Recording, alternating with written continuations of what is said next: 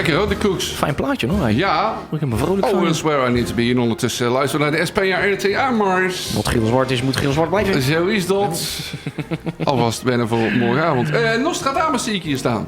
Ja. Ik ga even de tussenstand erbij pakken. Ja, want wat hadden wij dus de vorige keer allemaal gedaan? Nou, Den Bosch NAC was 3-6, hè? Ja, dat doet er eigenlijk al niet meer toe. Nee. Nou, ik zal even de tussenstand doen. Gewoon willekeurig. Hè? Robert-Jan 17 punten, Leon 19 punten, Sander 5 punten en ondergetekende 14 punten. Oké.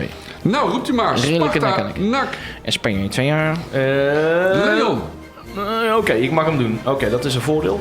Ik denk dat wij 1-1 gaan maken, Marcel. 1-1. Geen kampioenschap voor Spanje 2 jaar. Heel goed. Sander, wat kan ik noteren voor de wedstrijd Sparta-NAC? Doet u voor mij maar eens een 4-0. 4-0. Wilt u daar een tasje bij? Ik hou... Nou, graag als dat zou kunnen. Ja, ik voel met jou mee, Sander, maar toch zeg ik gewoon een simpele 0-2. Robert-Jan, die moet even via de app... Robert-Jan, app even, jongen. Even appen, jongen. Even appen. Hey. Doe er even appen, jongen. Wie doet er trouwens fluiten? Want dat is tegenwoordig heel belangrijk, hè? Die Sibren Mulder. Simon Mulder. Ja. Sibren. Die met dat kaal haar. Ja, die. Ja. Met dat blond-zwart kalend haar. Die. Oh, goed zo. Nee. Goed, dan doen we de voorbeschouwing even. Hij is, onze Marines gaat spelen met dezelfde opstelling als tegen Den Bosch. Ja, want dat is echt een succesformatie gebleken, want daar hadden maar 3 tegendoelpunten. Dus, ik hoop wel dat ze daarop getraind hebben, op de corners van de tegenpartij. Dat ook wel, ik hoop vooral dat Dinsdag even oplet wat hij moet doen en onze Kenny ook. Dat vooral Dinsdag daarop traint, ja, ook zeker. Want die Breuer die scoort regelmatig uit een corner, dus en die is niet zo snel, dus die moet erbij kunnen houden. En Stam moet gaan trainen op voorzetten aan de goede kant van het veld. Ja. Dus in de voorhoede. Dus als daar iedereen zich aan de afspraak houdt en geen gekke dingen doet en gewoon zijn afspraken nakomt, dan hebben we inderdaad iets heel leuks aan. Want we scoren wel. Ja, overigens even heel iets anders. Je had de keeper goed. Pascal Bacon was onze Belgische keeper die we zochten. Ik wist het. Ja, Pascal Bacon. Maar goed, even terug naar de wedstrijd Sparta. Ik denk dat bij Sparta de boel een beetje... dat die best zenuwachtig zullen zijn. Ja, ze zeggen zelf van niet, maar dat is natuurlijk al een beetje om te maskeren. Ja, dat zou ik ook zeggen. En ik wil nou eens gewoon een keer hebben, Sander, dat wij eens een keer niet meewerken aan een feestje van de tegenpartij. Ja, want daar hebben we een beetje een abonnementje op, hè? Een beetje. Ja. Onze strippenkaart is al 6 keer vol, man. Laat Sparta maar hetzelfde hebben als wat wij hebben in belangrijke wedstrijden dit seizoen. Ik denk Emmen, Go Ahead Eagles, thuis. Dat zijn van dat soort dingetjes waarvan ik denk van... Het moet maar eens een keer... Ik hoop dat die selectie nou eens een keer van NAC zoiets heeft van... we laten nu even zien dat we het wel kunnen onder druk. Ik zie dat en dat we een goede tegenstander hebben en dat we wel een keer gaan winnen. Gek genoeg, ik zie dat ook gewoon gebeuren ook.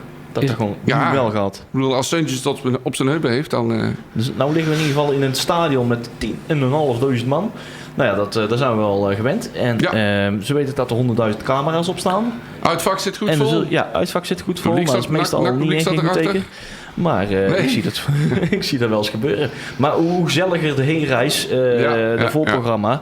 Ja, hoe kunt de wedstrijd altijd? Meestal wel, ja. Dus, zijn er allemaal een beetje tegenstrijdige ik gun Sparta van alles, maar niet tegen NAC, alsjeblieft. Nee. Maar er is ook heel leuk en aardig, allemaal die vriendschapsbanden en toestanden. Allemaal leuk en aardig, dat we elkaar allemaal goed liggen.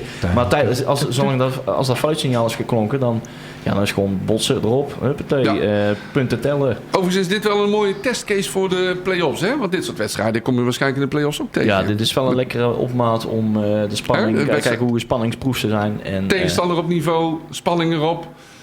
Moeten winnen. Ja. Kijk, in de play-offs kom je wedstrijden tegen waarin hetzelfde gebeurt.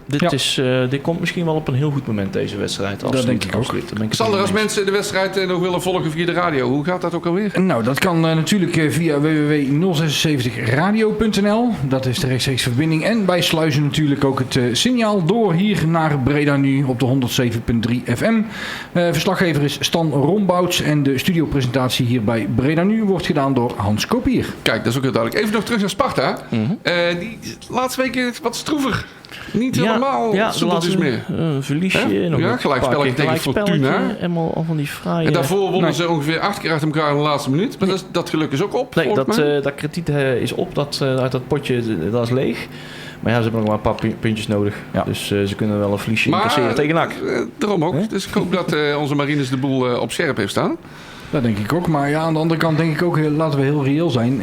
Bij Sparta hebben ze wel veel spelers die doelpunten kunnen maken. Ja. Als je zo naar de lijstjes kijkt, zijn het vaak 4, 5 verschillende spelers die scoren. Zeker als er grote uitslagen door Sparta behaald zijn. Klopt. En Sparta heeft thuis nog niet verloren. Hè? En Sparta heeft thuis nog niet verloren. En als ik dan heel simpel moet zeggen, dan zou je de voorhoede van NAC en Sparta toch wel gelijk kunnen stellen. Hè? Qua kwaliteit, qua balans. Vrees ik toch een beetje voor de achterhoede van NAC ten opzichte van die van Sparta, moet ik eerlijk zeggen. Dus dat zou een nadeeltje kunnen zijn. Wat een hele leuke wedstrijd. We zullen morgenavond eens kijken op het kasteel. We gaan afronden. Ja, we gaan naar Joep Peters luisteren. Ja, die is hier inmiddels al rond aan het dartelen. Die vindt het kasteel mooier dan NAC. Ja. Dat heeft hij ook volledig gelijk in. Ja. Zeker nu het gedraaid is, zo halverwege op de middenstip. Ja, ik vond het oude kasteel had daar net iets wat meer, vond ik. Maar goed. We gaan eruit. Ik hoop dat iedereen volgende week weer luistert. Dit was NAC-praat. En we hebben nog een leuk eindmuziekje. Tot de volgende keer. NAC-praat wordt iedere week samengesteld en gepresenteerd door Marcel van S. en Leon Dekkers. Technische ondersteuning verzorgd door Patrick Hopstaken, Robert-Jan van het Veld en Sander Waasdorp. NAC-praat, jouw NAC-nieuws. Elke donderdag op Breda Nu.